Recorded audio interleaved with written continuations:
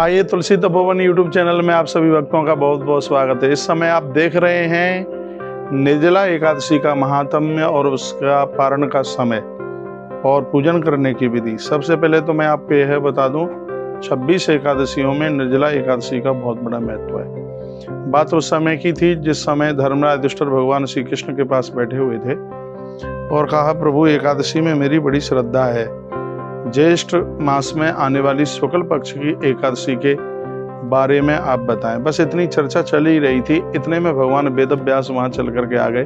सबने खड़े होकर उनका आदर मान और सम्मान किया।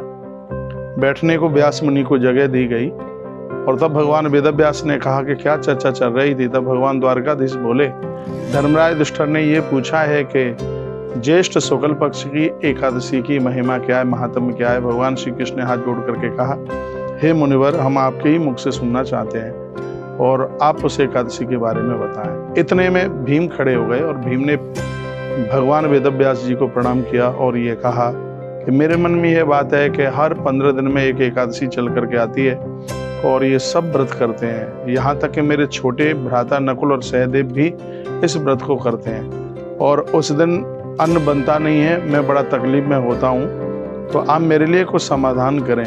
मुझे अंदर से पीड़ा भी होती है, मुझे कष्ट भी होता है जब ये सब व्रत करते हैं और मैं नहीं कर पाता। ये भीम बोले, हे गुरुदेव, ऐसा कुछ उपाय बता दीजिए कि जिससे मैं भूखा भी ना रहूं और मेरा व्रत भी पूरा हो जाए। तब भगवान वेदव्यास कुछ बोले, भगवान श्री कृष्ण मुस्कुरा गए। भगवान कृष्ण ने कहा, भीम दादा, इसके लिए मेरे पास में एक उपाय है। वो ये है, जो अगली एकादशी आ रही है, इस एकादशी का नाम ही तुमसे जुड़ जाएगा। यदि इसमें तुम पानी भी ना पियो तो संपूर्ण 26 एकादशियों का पुण्य तुम्हें मिलेगा। तब भीम ने कहा कि हाँ, ये काम तो मैं बिल्कुल कर लूँगा। तब पितामह ने बहुत प्रसन्नता जाहिर की है, पितामह भीष्म ने, और उस दिन हस्तिनापुर में एक बहुत बड़ा उत्सव मनाया गया। सब लोग प्रफुल्लित थे, सब लोग आए, नगाड़े बज रहे थे, बैंड बज रहे थे और सब लोग को इतनी प्रसन्नता थी। कहा, राजकुमार भीम ने व्रत किया एकादशी का, राजकुमार भीम ने व्रत किया। बहुत भारी भीड़ लगी हुई थी। संत ऋषि महर्षि भी चल करके आए। आज संपूर्ण हस्तिनापुर ने वह व्रत किया। सबने निर्जला एकादशी की, पानी भी नहीं पिया। तो इस एकादशी की महिमा है कि 26 एकादशियों का पुण्य एक एकादशी में प्राप्त होता है यदि इसमें 24 घंटे तक बिना पानी के रह लिया जाए। इसमें 2 विधान है। एक तो सूर्योदय होने से पहले 3 से 4:30 के बीच में आप जल पी लीजिए, फिर रात्रि को सूर्यास्त हो जाए उसके बाद में 1 आध घंटे के बाद जल पी लीजिए। आप ऐसे भी रह सकते हैं और या फिर दूसरे दिन सुबह स्नान करके उसके तत्पश्चात ही आप जल पीजिए। अब के बार पारण का समय है 5:13 से लेके 8:01 तक है, यानी मंगलवार सुबह 5:01 से लेके 5:13 से लेके 8 बज के कुछ मिनट तक वह समय है। 8:01 तक होना चाहिए, वह टाइम है पारण का। यदि आप प्रदोष का व्रत करते हैं तो आप तुलसी पत्र के साथ में पारण करें। यदि आप प्रदोष का व्रत नहीं करते हैं तो थोड़ा मुख में चावल डालें, क्योंकि द्वादशी को चावल डालना मुख में बहुत ज़्यादा बढ़िया है। आज आप ये 21 तारीख को निर्जला एकादशी के बारे में आप सुन रहे हैं। वैसे 20 तारीख को शाम 4:00 से एकादशी शुरू हो गई है, और लेकिन उदिता में एकादशी आज है। आज 21 तारीख को है। परम वैष्णव लोगों के लिए वही एकादशी की महिमा है जो कि द्वादश भेदी है। इसलिए आज ही आप एकादशी का व्रत करें। भगवान शालिग्राम को स्नान कराएं और तुलसी उनके ऊपर चढ़ाएं, वंदन करें, प्रणाम करें। गौ माता को आप प्रदक्षिणा करें, परिक्रमा करें और मस्तिष्क पर चंदन लगाना न भूलें। ये एकादशी की कुछ विशेषता है। और यदि कंठ सूखता है तो आप एक रूमाल गीला कर लीजिए और उसको कंठ में बांधें तो आपको प्यास नहीं लगेगी। धूप में बाहर आप निकलिए मत।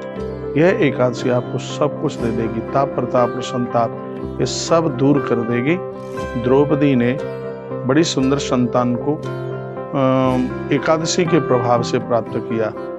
माता रुक्मिणी ने एकादशी के प्रभाव से प्रद्युम्न को प्राप्त किया। और एकादशी की इतनी बड़ी महिमा है। स्वयं माँ भगवती जगदम्बा पार्वती ने एकादशी का व्रत किया। पद्म पुराण में वह कथा मिलती है हमें और आप सबको 11 का एकादशी का व्रत करना चाहिए।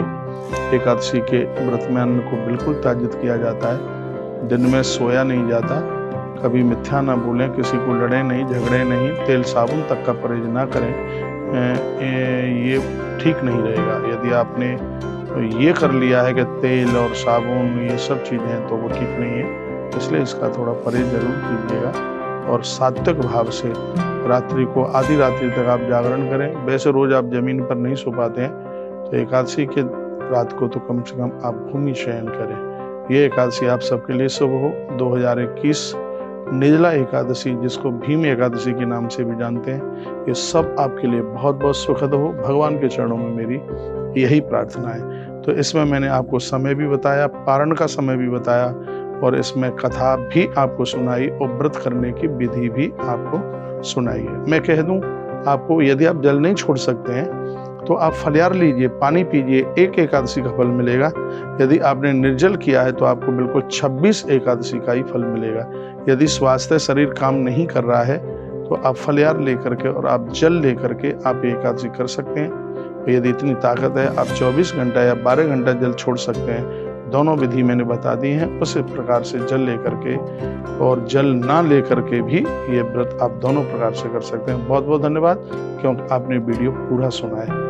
यदि वीडियो ठीक लगी है तो इसको आगे भी शेयर करें। चैनल से पहली बार जुड़े हैं तो चैनल को सब्सक्राइब करना ना भूलें। जय श्री कृष्णा, जय सिया राम, जय गौ माता, जय राधे श्याम।